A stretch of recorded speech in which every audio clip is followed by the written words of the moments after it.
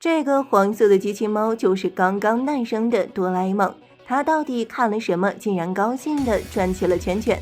这天，大雄一群人在放学的路上看到有人在挖东西，一问才知道他们是在挖20年前存放的时光胶囊。没多久，东西就挖到了。20年前的东西对现在来说是相当的稀少，所以价值蹭蹭蹭的飞涨。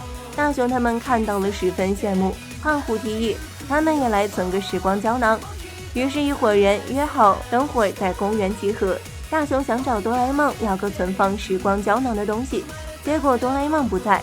一回头，大雄看到角落里有个粉色的球，他打开看了看，觉得正好可以拿来存放时光胶囊，但他不小心触发了红色按钮。路上，大雄看到菩萨的头歪了，便把菩萨的头转了过来，但他被胖虎揍了。随意碰菩萨可是会遭天谴的。众人终于在公园碰面了。小夫拿的是漫画卡片，胖虎拿的是录有自己歌声的光盘，而静香则拿的是洋娃娃，大雄放的则是漫画。东西放好之后，男孩子们开始挖坑，可刚把这个粉色的球埋进去，哆啦 A 梦就来了。他正好是来找这个粉色的球。原来这个球是哆啦 A 梦的道具时光胶囊，它也算是一种时光机器，因为只要按下了红色按钮，就会去100年前的过去，按了蓝色按钮则会去100年后的未来。胖虎惊呆了，连忙跟小夫把洞挖开，可时光胶囊早就不见了。胖虎和小夫火冒三丈，恶狠狠地命令大雄一定要把东西带回来。于是哆啦 A 梦和大雄就乘坐时光机去到了100年前。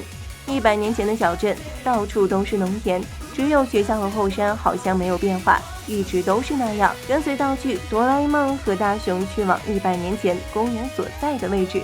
路上看到了一个开着车唱着歌的大款，哆啦 A 梦和大雄赶紧躲在了一旁。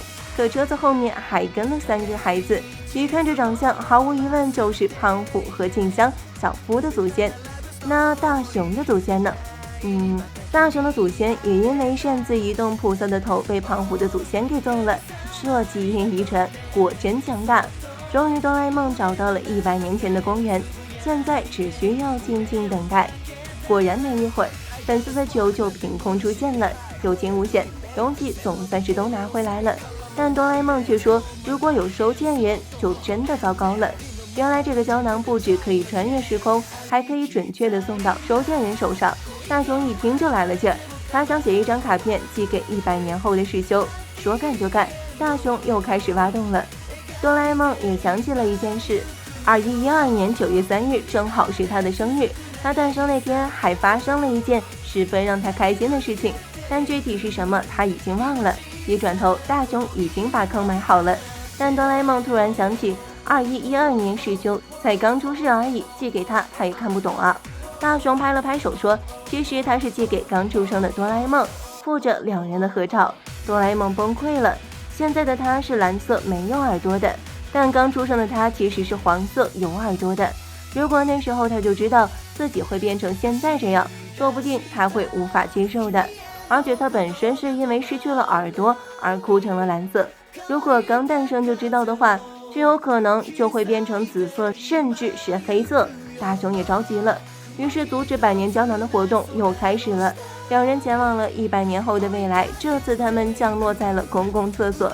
没想到大雄的家100年后会变成厕所，2人迅速来到了100年后的公园，但这里也早就变了模样，甚至还有机器人保安看守。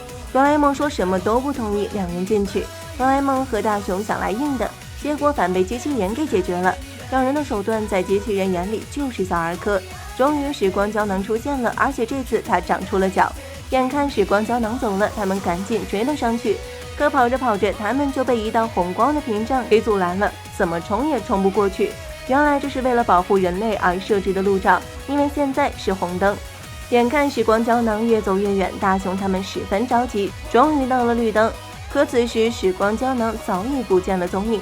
哆啦 A 梦想起自己是在松枝工厂诞生的，只需要去那里就可以了。可2人刚到门口，就看到时光胶囊往工厂里面去了，而且他进出没有任何阻碍。但哆啦 A 梦和大雄再次被保安机器人给拦住了。哆啦 A 梦着急了，于是他拿出了道具催眠钟摆，在大雄的帮助下，机器人成功被催眠，但两人刚进去没多久，机器人就醒了。大批老鼠机器人开始搜索侵入者，哆啦 A 梦和大雄吓得躲在了上面，结果被机器判定为不良品，扔进了不良品存放处。哆啦 A 梦气得跳脚，他才不是不良品呢！可刚说完，他就被上面的磁铁吸到了顶部，而且动弹不得，越来越多的铁制品被吸了上去。大雄借助旁边的器具也上去了，忽然一道门打开了，放眼望去，下面全是岩浆，看样子这是要把不良品全部回炉重造啊！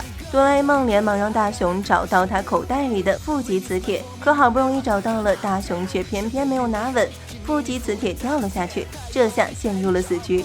哆啦 A 梦哭着让大雄赶紧离开，可大雄怎么可能走？他继续在百宝袋里掏道具，哆啦 A 梦一直让大雄走，大雄就是不愿意。眼看岩浆就在眼前了，大雄终于掏出了一个有用的道具——人力火车头。他把道具戴在头上后，两人立马下降，岩浆近在咫尺，大雄忍住害怕，不断借助旁边下落的东西作为踏板，最后带着哆啦 A 梦一路跳了回去。终于他们逃过一劫，随后两人又伪装成机器人在工厂里搜索时光胶囊，可好不容易找到了，却怎么也抓不到它，就算用自动绳索和大雄这个人力火车头也没用，哆啦 A 梦差点散架，最后时光胶囊用剪刀剪断绳索跑走了。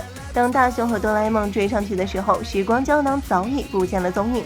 这时大雄又看到了一个歪着头的菩萨，把菩萨的头扶正之后，大雄和哆啦 A 梦瞬间到了生产线里面，这里面有许多黄色的机器猫，哆啦 A 梦一眼就看到了还没有觉醒的自己。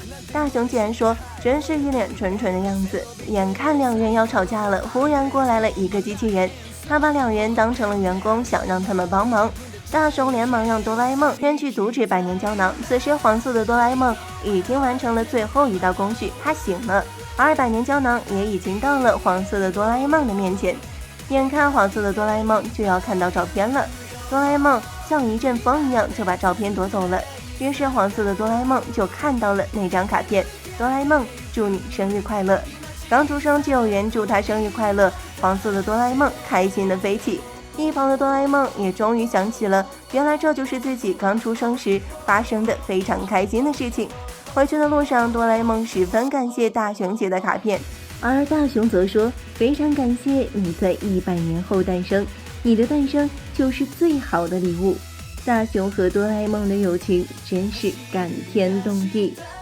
好了，本期的问题，你们喜欢蓝色的哆啦 A 梦还是黄色的哆啦 A 梦呢？欢迎大家留言、点赞和关注哦，咱们明天见。